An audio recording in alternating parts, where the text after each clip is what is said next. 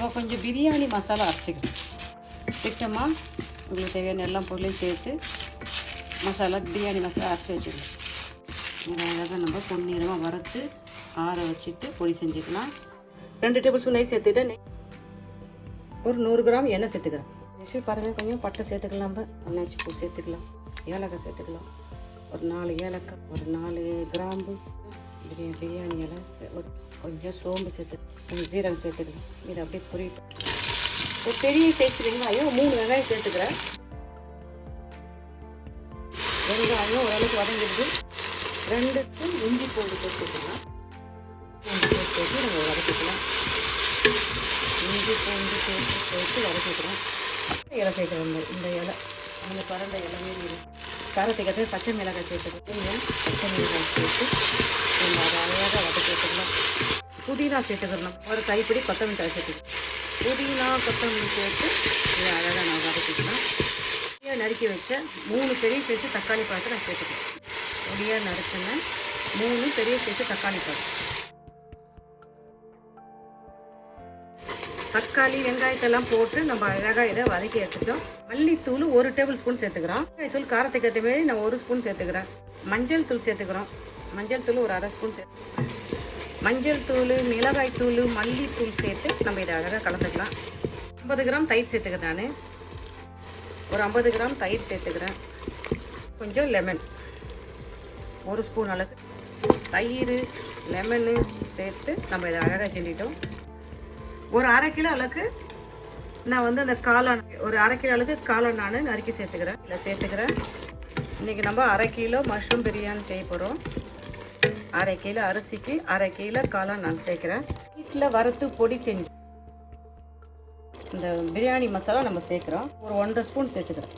திட்டமாக உப்பு சேர்த்துக்கிறேன். அரிசிக்கு காளானுக்கெல்லாம் சேர்த்து ஒரு 2 ஸ்பூன் உப்பு சேர்த்துக்கிறேன். கரம் மசாலா உப்பு சேர்த்து இதை நம்ம அழகாக கலந்துக்கலாம். 2 டேபிள் ஸ்பூனு தேங்காய் முந்திரி அரைச்ச அந்த பேஸ்ட்டு சேர்க்குறேன். தேங்காய் முந்திரி அரைச்ச பேஸ்ட்டு சேர்க்குறேன். இது எதுக்குன்னா எக்ஸ்ட்ரா டேஸ்ட் கொடுக்கும். காளான் நல்லா இருக்கும், காளான் பிரியாணி நல்லா இருக்கும். இந்த முந்திரியும் தேங்காயும் அரைச்சி 2 டேபிள் ஸ்பூன் சேர்த்துட்டா டேஸ்ட்டு கொஞ்சம் எக்ஸ்ட்ரா கிடைக்கும். கலந்தாச்சு. இது மூடி போட்டு ஒரு 2 நிமிஷம் அப்படி வேகும். இந்த காளானெல்லாம் நல்லா அழகாக ஒரு வதங்கிடுச்சு. திட்டமாக தண்ணி சேர்த்துக்கலாம். நான் இன்றைக்கி 2 கப்பு அரிசி சேர்த்துக்கிறேன். 2 கப்பு அரிசிக்கு 3 கப்பு தண்ணி சேர்க்கலாம். அப்படியே தண்ணி கொதிக்கிட்டோம். உப்பு பார்த்துங்க. கொதி வந்துடுச்சு பாருங்கள், நல்லா கொதி வந்துடுச்சு. சூப்பராக கொதி வருது பாருங்கன்னா. 2 கப்பு பசுமதி ரைஸ் எடுத்து தண்ணி வடிகட்டி வச்சுக்கிறேன் நான்.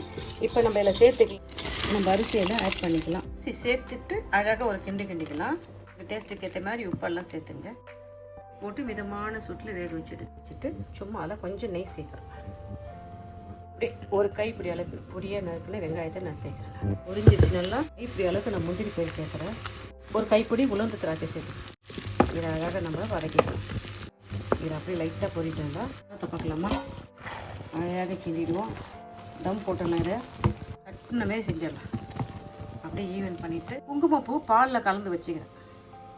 குங்குமப்பூ பாலில் கலந்து வச்சுக்கிறேன் நான். நம்ம அதை இதில் சேர்த்துக்கலாம். கொஞ்சோண்டு லெமன் சேர்க்குறோம். இதில் அப்படியே கொத்தமல்லி தழை சேர்த்துக்கிறோம்.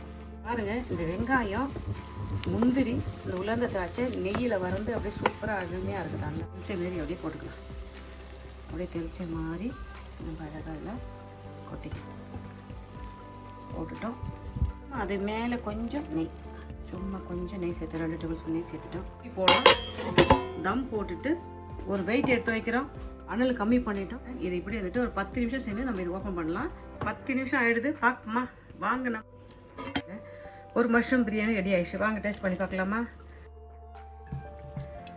பாருங்கள், என்ன சூப்பராக நம்ம ஒரு காளான் பிரியாணி செஞ்சுட்டோம். ஒரு பிரியாணி ரெடி ஆயிடுச்சு. அம்மா கொஞ்சம் அப்படியே கொத்தமல்லி போட்டுக்கலாம். பாருங்கள், என்ன சூப்பராக நம்ம எளிமையான முறையில் செஞ்சுங்க. ரொம்ப ஹெல்த்தியான சாப்பாடு இன்றைக்கி. நான் நினைக்கிறேன் இந்த வீடியோ உங்களுக்கு ரொம்ப யூஸ்ஃபுல்லாக இருக்கும்னு நினைக்கிறேன். நீங்களும் இதே மெத்தடில் செஞ்சு பார்த்துட்டு நான் செஞ்ச இந்த மஷ்ரூம் பிரியாணி, இந்த காளான் பிரியாணி எப்படின்னு சொல்லுங்கப்பா. இந்த வீடியோ பிடிச்சதா லைக் பண்ணுங்கள். உங்கள் ஃப்ரெண்ட்ஸுக்கும் ஃபேமிலிக்கும் தெரிஞ்சவங்க சொல்லி எனக்கு சப்போர்ட் பண்ண சொல்லுங்கள். இந்தாங்க சாப்பிட்டு பார்த்து சொல்லுங்கள். பை. தேங்க்யூ.